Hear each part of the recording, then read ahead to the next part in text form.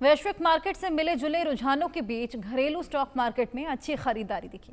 मंगलवार को दिन के आखिरी में सेंसेक्स 409.83 पॉइंट्स यानी कि 0.51% की बढ़त के साथ 80,567.71 और निफ्टी 50 135.45 पॉइंट्स यानी कि 0.55% उछलकर 24,715 पर बंद हुआ।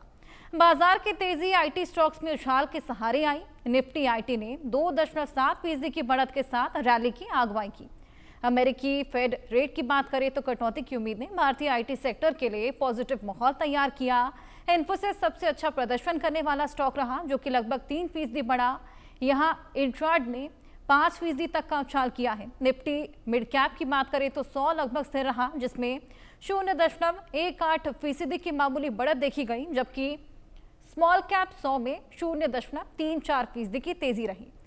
वैश्विक संकेतों की बात करें तो निवेशकों का मनोबल इसने बढ़ाया है। 16 से 17 सितंबर को होने वाली अमेरिकी फेडरल रिजर्व की FOMC बैठक से पहले कमजोर लेबर मार्केट डेटा और ट्रंप प्रशासन के दबाव ने रेट कट की संभावना को मजबूत किया। वहीं आज शेयर मार्केट की शुरुआत कैसी होगी, इस पर खास नजरें गड़ी हुई हैं। भारतीय शेयर बाजार में आज कितना उतार चढ़ाव देखने को मिलेगा, ये फिलहाल कुछ ही देर बाद साफ हो जाएगा। आइए इसी को लेकर और बातचीत करेंगे। हमारे साथ हमारे खास मेहमान विनोद रावल जी, जो कि शेयर मार्केट के एक्सपर्ट हैं, वो जुड़ गए हैं। विनोद जी, बस कुछ ही देर में मार्केट खुलने वाला है, क्या लगता है आज हरियाली छाई हुई दिखेगी या लाली? नमस्कार।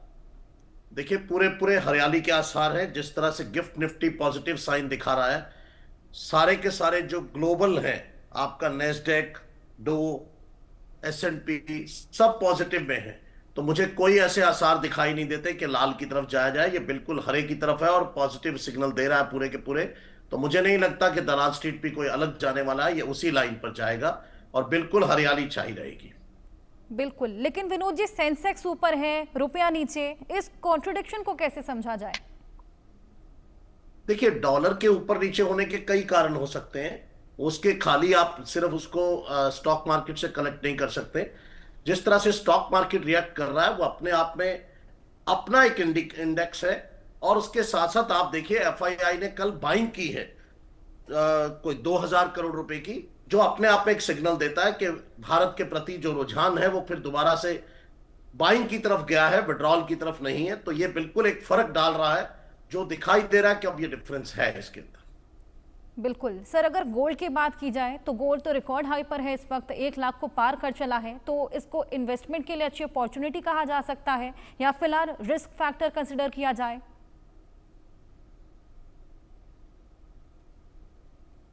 देखिए, कॉशियस की जरूरत है। आपको मैंने कल भी कहा था कि होश की जरूरत है, जोश के साथ साथ, क्योंकि बाजार जिस तरह से रिएक्ट कर रहे हैं उसको आप बहुत कॉशियसली रिएक्ट करने की जरूरत है। और पूरी दुनिया उसको उसी नजर से देख रही है। आप नेपाल का इंसिडेंट कल देखिए, तो इस तरह की चीजें जब पॉलिटिकली होती हैं तो उनका असर दिखाई देता है और सबसे पहले जो की जाती है।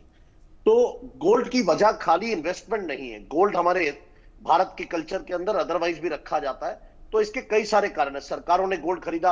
आप देखिए, हर दुनिया की सरकार जो है गोल्ड खरीद रही है। उसके पीछे क्या कारण है वो तो आप एनालिसिस कर सकते हैं अच्छे से, लेकिन कुछ ना कुछ वजह है। जो भारत का गोल्ड रिजर्व भी 800 बिलियन तक पहुंच गया है, 800 टन तक पहुंच गया है। तो दैट मेक्स डिफरेंस कि कहीं ना कहीं कुछ चीजें ऐसी हैं जो गोल्ड की बाइंग है। और जब डिमांड सप्लाई है तो बिल्कुल प्राइसेस नहीं रुकते। और गोल्ड, ठीक कह रही हैं आप, कल 5080 रुपए, जो अब तक का मुझे लगता है हाईएस्ट एक जंप है, वो कल हुआ है। बिल्कुल सरप्राइजिंग है। और क्योंकि सिल्वर तो चलिए मान सकते हैं कि रिन्यूएबल एनर्जी में यूज हो रहा है सोलर के अंदर, बट उसकी डिमांड उस वजह से है। पर गोल्ड के क्या कारण है, कैसे उसको रिजर्व में डिमांड एंड सप्लाई क्रिएट करके उसके प्राइसेस जा रहे हैं। बाकी मैं इतना कहूंगा कि शायद ये अभी समय गोल्ड में इन्वेस्ट करने का नहीं है। आप कॉशियसली इन्वेस्ट कर सकते हैं, नजर रखिए, इन्वेस्ट करिए, लेकिन उस पर नजर रख करके कीजिए। बिल्कुल सर, जिस तरीके से आपने निफ्टी की रफ्तार का जिक्र किया, तो ये रफ्तार फंडामेंटल्स के तौर पर देखी जा रही है या लिक्विडिटी की वजह से? नहीं, बिल्कुल फंडामेंटल्स बहुत स्ट्रांग है। देखिए, भारत की जो अर्थव्यवस्था है वो अपने आप में एक स्ट्रांग सिग्नल दे रही है। आप स्वयं देखिए ना, पूरी दुनिया के अंदर किस तरह से वॉलेटिलिटी है और किस तरह से भारत एक बिल्कुल शांत तरीके से जिस तरह से हम लोगों ने टैरिफ को लिया, उसके साथ हमने जीएसटी के रिफॉर्म्स दिए। मतलब आप एक कंट्री तो रिफॉर्म्स की बात कर रहा है और दूसरी कंट्री अपने आप को संभालने में लगी हुई है। मैंने आपसे पहले भी कहा कि नेपाल के आप हालात देखिए कि क्या